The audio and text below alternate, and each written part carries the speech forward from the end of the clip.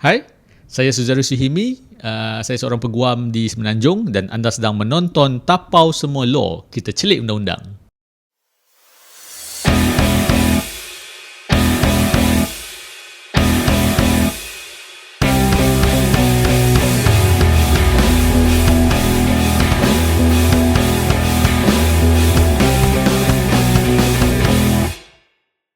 Salam kembali. Ini adalah episod yang ke-17 untuk Tapau Semua Law, kita celik undang-undang, dan episod ke-17 ini kita akan berbicara tentang perjanjian ataupun kontrak. Jadi kita nak bercakap secara spesifik tentang sama ada perjanjian atau kontrak yang tidak bertulis ini adalah sah atau tidak. Okey. Secara umumnya perjanjian itu sama ada sah atau tidak tu tidak bergantung kepada kepada sama ada ia adalah bertulis atau tak, kecuali bagi perjanjian-perjanjian ataupun kontrak-kontrak yang mana telah ditetapkan oleh undang-undang untuk dibuat dalam bentuk bertulis. Sebagai contoh, okey, kalau kita nak beli kereta, kita ada masuk perjanjian kan. Perjanjian itu mestilah dalam bentuk bertulis. Okey, yang sewa beli tu kan, hire purchase agreement tu mesti dalam bentuk bertulis. Contoh lain adalah insurans. Kalau kita nak beli insurans dan perjanjian apa yang tertakluk dengan pihak-pihak antara pihak kita sebagai pembeli insurans dan syarikat insurans, mestilah dalam bentuk bertulis, iaitu polisi insurans itulah sendiri.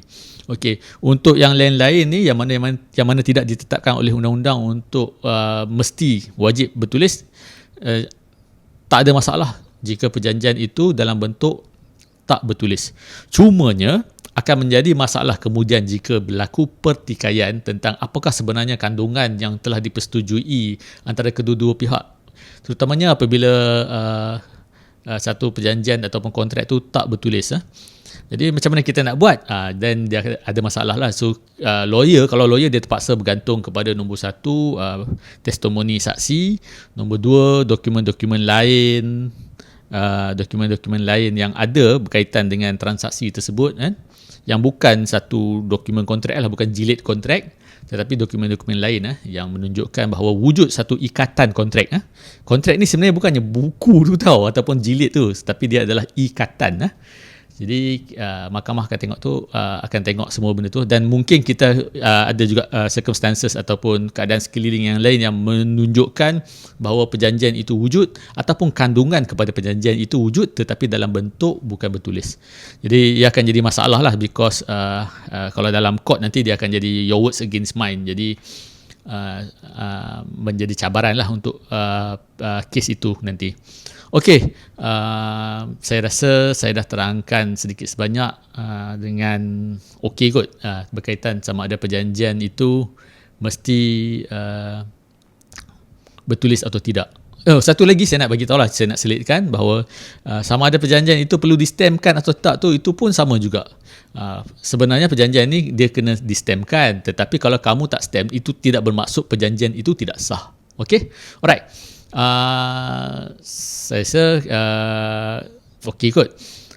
Saya ada lagi dua channel yang lain, iaitu Tapau Semua Fotografi, iaitu minat saya dalam fotografi, dan saya akan letak dalam channel tu gambar-gambar yang saya ambil, macam-macam jenis gambar lah.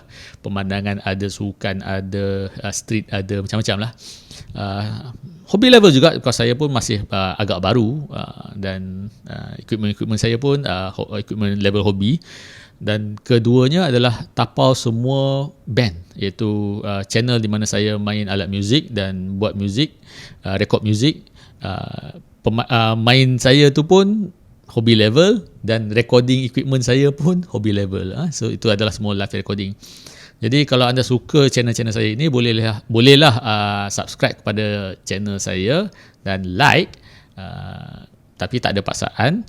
Tapi kalau anda subscribe, saya amat berbesar hati dan berterima kasih, dan saya rasa ia akan memberi saya lebih semangat untuk buat video-video lain di masa hadapan. Okey, dan terima kasih sebab tengok sampai habis. Selamat.